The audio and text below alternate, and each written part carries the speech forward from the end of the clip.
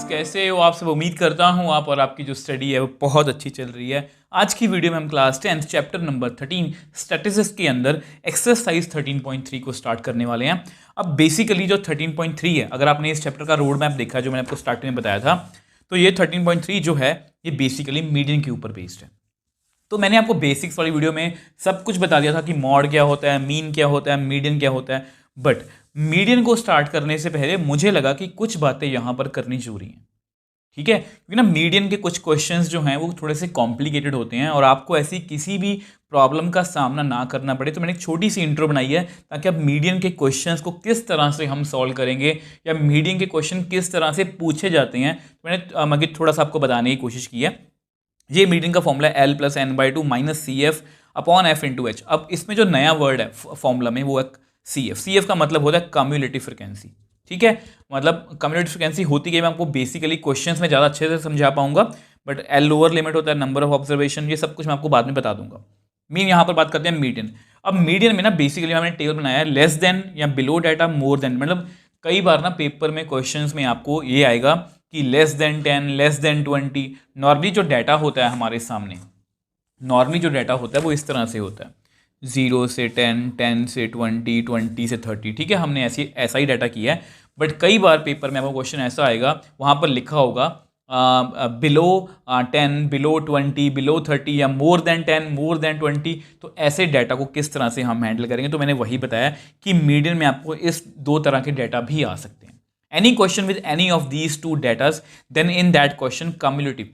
अब देखो होता क्या नॉर्मली कि ऐसे क्वेश्चंस में यहाँ पर कुछ वैल्यूज गिवन होती हैं और वो उसको हम फ्रिक्वेंसी बोलते हैं, ठीक है। अब अगर ऐसा कोई भी डाटा गिवन हो जिसमें लेस देन लिखा हो या मोर देन लिखा हो, तो वहाँ पर हमें फ्रिक्वेंसी की जगह पर कम्युलेटिव फ्रिक्वेंसी गिवन होती है। ये मैंने आपको बताने की कोशिश की है। ये सब बातें हम क्वेश्चंस में ज़्यादा अच्छे समझेंगे, बट मैं पहले आपको इसलिए बता रहा हूँ ताकि आप पहले प्रिपेयर रहो। अब जैसे मीन में था कि अगर डाटा कंटिन्यूस नहीं है, कि यहाँ पर जैसे 10 के बार 10 से 20 है, कई बार ऐसा भी डाटा हमने मीन में ऐसे क्वेश्चंस किए हैं जहाँ पर हमने कुछ ऐसा फेस किया था। यहाँ पर देखो 9 के बाद 10 है, यहाँ पर गैप है, तो मैंने यहाँ क्या किया था, इसमें मतलब 0.5 को मतलब कि ऐड करके ये कुछ डाटा इस तरह से बना लिया था। चेक करके देखो, याद करो, इस तरह से किया था, ठीक है। तो ये डाटा जो कंटिन्यूस बन गया, तो वही मीडियन में कि मीडियन में भी जो डाटा है वो कंटिन्यूस होना चाहिए। अब जो भी बातें मैंने यहाँ पर बताई हैं ना आपको, मैं थोड़ा सा आपको एग्जाम्पल्स की हेल्प से समझाना चाहूँ। अब देखो जो भी बातें मैंने आपको पीछे समझाई हैं, ठीक है, जो लिख के दिखाया था, ठीक, अब उसको ना मैं बेसिकली एग्जाम्पल की हेल्प से आपको समझाने की कोशिश करूँगा। और ये मैं फालतू काम नहीं करवा रहा। अगर आप एनसीईआरटी देखोगे ना, एनसीईआरटी में भी एक्सप्लेन किया गया है, बट मेरी थोड़ी सी लैंग्वेज चेंज है। मैं इजी लैंग्वेज में आपको वो सब बातें समझाने की कोशिश करूँगा, क्योंकि अगर आप एग्जाम्पल इसके बाद अगर आप एग्जाम्पल्स करेंगे तो पहली एग्जाम्पल यही है, लेस देन मतलब लेस देन डाटा वाली है। तो ये बातें आपको पहले पता होनी चाहिए। अब जैसा कि मैंने आपको बताया कि जब भी मीडियन का क्वेश्चन आएगा, आपको नॉर्मल क्वेश्चन तो आ ही सकता है, ऐसा डाटा भी आपको आ सकता है और ऐसा डाटा भी आ सकता है। अब मैंने सेम क्वेश्चन को दो तरह से आपको लिख के दिखाया है। यहाँ पर मैंने लिखा है less than 10, less than 20, less than 30, less than 40, और यहाँ पर कुछ नंबर्स दिए होंगे। अब देखो मैंने आपको एक बात बताई थी, अगर मैं आपको दिखाना चाहूँ, ये देखो पिछले पेज में मैंने आपको ये दिखाया था कि इसमें एक क्वेश्चन में जब भी लेस देन या मोर देन आता है तो कम्युलेटिव फ्रिक्वेंसी होती है, ठीक है। अब कम्युलेटिव फ्रिक्वेंसी बेसिकली होती क्या है, मैं आपको वो सब बातें आपको क्लियर करने की कोशिश करूँगा। अब देखो यहाँ पर ना अगर आप एग्जाम्पल 7 देखोगे तो सबसे पहले यही क्वेश्चन है। तो यहाँ पर लिखा लेस देन 10 5 है, लेस देन 20 8 है, लेस देन 30 12 है, लेस देन 40 15 है।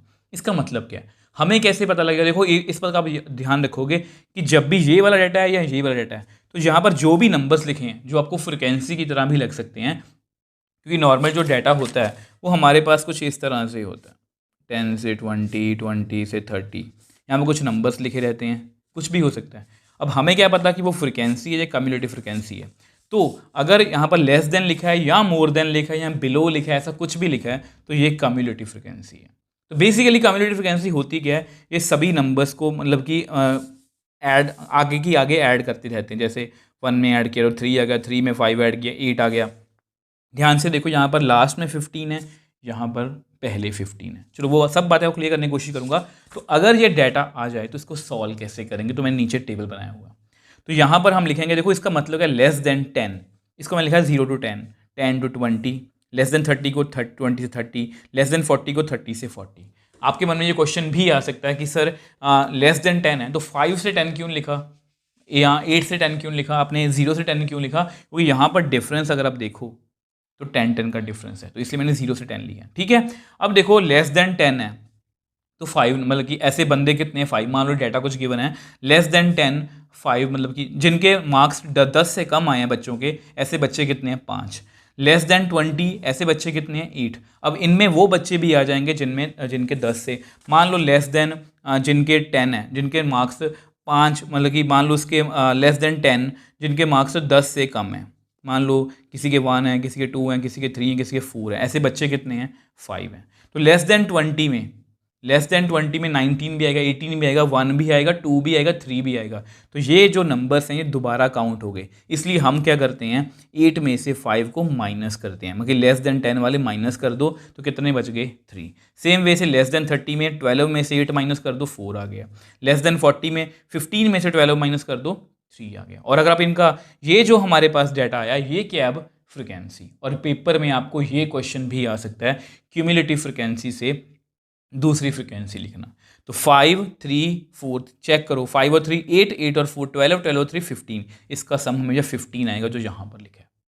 जैसे कि मैंने बताया क्यूमुलेटिव फ्रिक्वेंसी होती है सभी को ऐड करी जाना है, और लास्ट में यहाँ पर आपका आंसर जो है वो हमेशा क्या आएगा सेम आएगा। ठीक है, तो आपको और भी बताऊंगा। अब देखो यहाँ कई बार डाटा आ सकता है मोर देन, आपको अभी लग रहा होगा कि ये फालतू काम है, फालतू काम बिल्कुल भी नहीं है। अगर ये पेपर में क्वेश्चन आ गया आपसे ये होगा नहीं अगर आप समझ के नहीं जाओगे। मोर देन और इक्वल टू 0, मोर देन और इक्वल टू 10, मोर देन और इक्वल टू 20, तो यहाँ पर भी सेम है, यहाँ पर 10 का डिफरेंस है। तो मोर देन और इक्वल टू 0 को मैंने क्या लिखा है 0 से 10, मोर देन और इक्वल टू 10 को क्या मैंने लिखा 10 से 20, मोर देन और इक्वल टू 20 से लेके 30 तक, मोर देन और इक्वल टू 30 से लेके 40 तक। अब यहाँ पर ध्यान से देखो मोर देन और इक्वल टू 0 मतलब 0 से बड़े सभी नंबर्स, मतलब 0 से जितने बच्चों के ज़्यादा मार्क्स हैं ऐसे कितने बच्चे हैं 15, तो सारे नंबर आ गए इसमें। 0 से लेके 10 या 10 से बड़े, 10 या 10 से ज़्यादा नंबर कितने बच्चों के 10 बच्चों के हैं। तो इनमें अब ध्यान से देखो इसमें सारे बच्चे आ गए, तो मुझे 0 से 10 कैलकुलेट करना है, तो मैं इसको माइनस करूँगा। ठीक है, 15 में से 10 गए 5 आ गए, मतलब उसके बाद 10 से 20, 10 में से 7 माइनस करो 3 आ गए, 20 ये वाला 7 में से 3। देखो बेसिकली होता क्या है, अगर आप इसको कैसे याद रखोगे, लेस देन अगर डाटा है ना तो पहला नंबर छोड़ देना है। अगर लेस देन वाला डाटा है तो आपने पहला नंबर छोड़ देना है, 8 में से 5 पीछे पीछे माइनस कर दो, 8 में से 5 गए, 12 में से 8 गए, 15 में से 12 गए। अगर मोर देन वाला डाटा है तो अपने पहले नंबर से स्टार्ट हो जाना, 15 में से 10 गए, 10 में से 7 गए, 7 में से 3 गए, और लास्ट में 3 बच, मतलब इस तरह से। और ध्यान से देखो डाटा दोनों का टेबल तो दोनों का जो सेम है 5 3 4 3 5 3 4 3। तो इस तरह का कोई भी क्वेश्चन आपको आ सकता है, और आपको कोई दिक्कत ना आए इसलिए मैंने आपको पहले बताया। क्वेश्चन में बताने जाता तो हो सकता है कि ये वाला क्वेश्चन आपको आपकी बुक में है, मैंने देखा है, ये वाला क्वेश्चन शायद नहीं है, बट ये नहीं है कि ये पेपर में नहीं आ सकता, पेपर में ये आ सकता है। अगर ये पेपर में आ गया तो आपको ये सॉल्व करना आना पड़ेगा। तो लेस देन में लास्ट पे मतलब टोटल होगा, मोर देन में पहले टोटल होगा। ठीक है, और क्या बात याद रखनी है, लेस देन में पहला नंबर छोड़ना है, फिर सेकंड से माइनस करना स्टार्ट करना है, मोर देन में पहले नंबर से ही आपने स्टार्ट कर देना है। तो इस तरह से हम यहाँ से फ्रिक्वेंसी जो है वो ढूंढ सकते हैं, और ये टेबल इस तरह से भी हम लिख सकते हैं। कई बार पेपर में ऐसा भी आपको, वैसे बहुत चांसेस कम है बट आ सकता है। तो इसलिए मैंने ये सब एफर्ट्स किए हैं आपको बताने के लिए कि बुक में सिर्फ ये क्वेश्चन है, ये नहीं है। मैं आपको फिर बोल रहा हूँ मेरे ख्याल से नहीं है, तो आपको दिक्कत ना है। अगर ये पेपर में क्वेश्चन आ गया आप ये तो नहीं बोलोगे सर बुक में क्वेश्चन नहीं है, तो इसलिए मैंने को पहले बताया कि ये कैसे करेंगे, ये कैसे करेंगे।